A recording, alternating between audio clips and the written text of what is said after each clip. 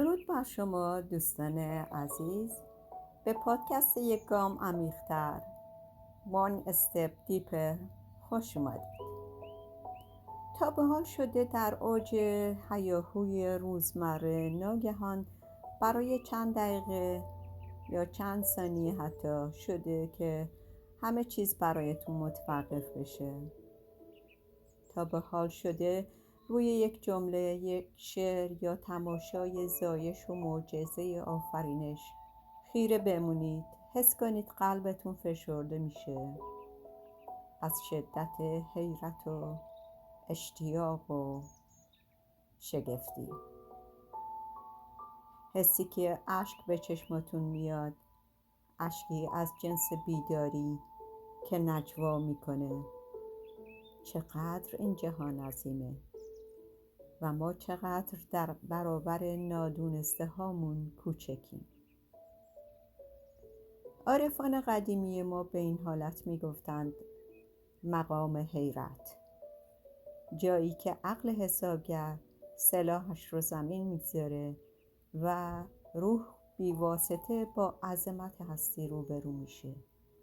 همون جایی که یک اتاق ساده یا یک لحظه خلوت ناگهان تبدیل میشه به یک عبادتگاه برای تماشای معجزه بودن.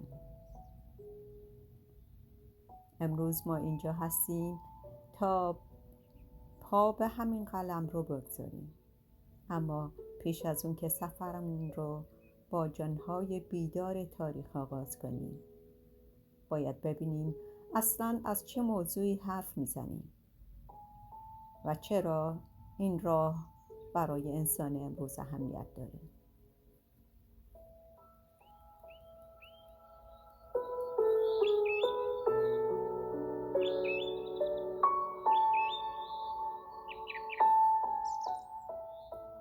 وقتی از طریق باطن صحبت میکنیم اغلب دو واژه رو کنار هم میشنویم: عرفان و تصوف. در ظاهر شاید یکی به نظر برسند، اما برای برداشتن گام‌های عمیق‌تر باید مرز ظریف میان این دو را شناخت.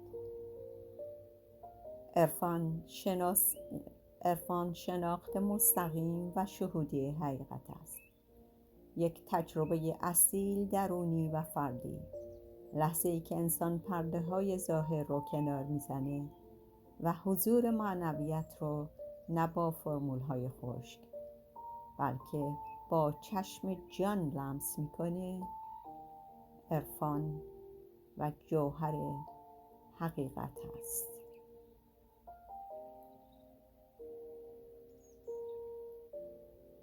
اما تصوف سبک زیستن طریقت و سنت عملی است، راهیانی که در طول تاریخ کوشیدند آن حقیقت عرفانی را در قالب سلوک، آداب، مکتب و روابط انسانی نهادینه کنند. اگر عرفان روح بیداری باشد، تصوف ظرف و ساختار تاریخی آن بوده است.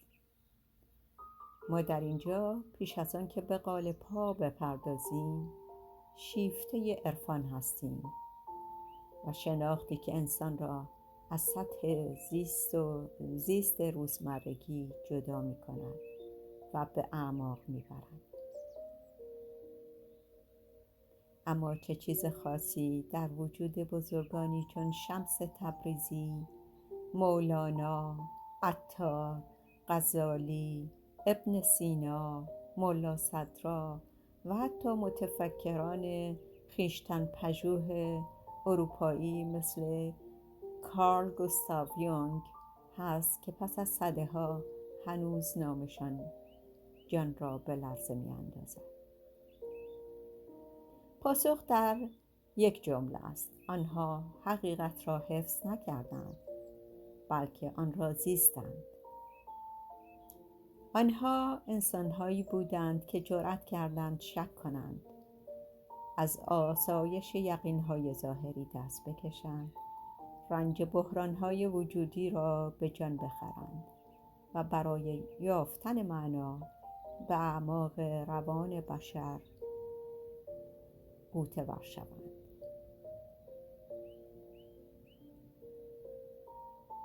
اما یک اصل بسیار مهم وجود دارد که می‌خواهیم همینجا در همین آستانه با هم بر سر آن پیمان ببندیم. ما از شما نمی‌خواهیم که با چشم بسته ما را دنبال کنید. ما اینجا نیستیم که مرشد باشیم. ما خادم اندیشه‌ایم، نه مروج تعصب.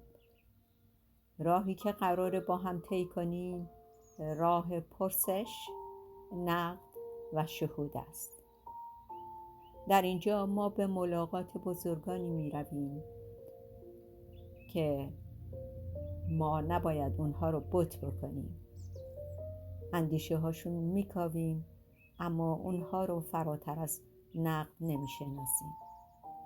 ما چراغ خرد رو روشن نگه می داریم تا ببینیم پیام وجودی آنها در چه بخش‌هایی می‌تواند گره از رنج انسان امروز باز کند و در چه بخش‌هایی محصول ظرف زمانی و مکانی خودشان بوده است.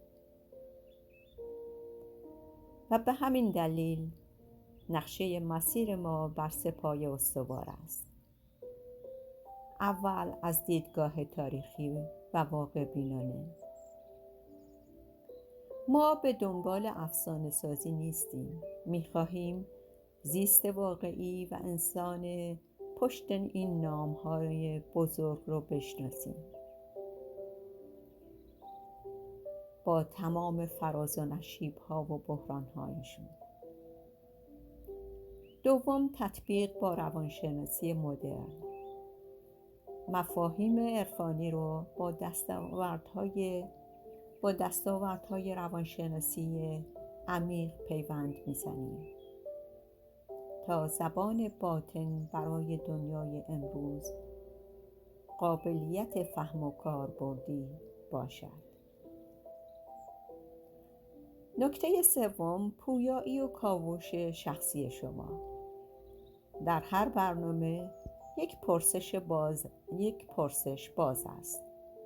ما در را باز می کنیم، چراغ را می گیریم، اما این شما هستید که باید با پای خرد خودتان وارد شوید و کشف کنید.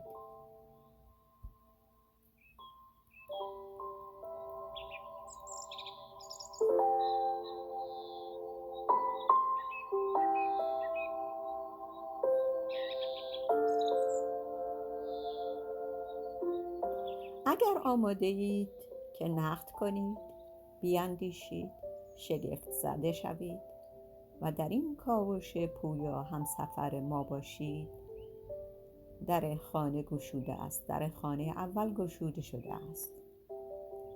بیایید با هم بدون عجله، صبورانه و با چشمی پویا و پر از شگفتی یک گام عمیق‌تر بردارید. همراه ما باشید. سپاسگزارم از شما که تا آخر این برنامه با ما بودید. خدا نگهدارتون تا دیدار بعد برای اولین قسمت برنامه‌های ما.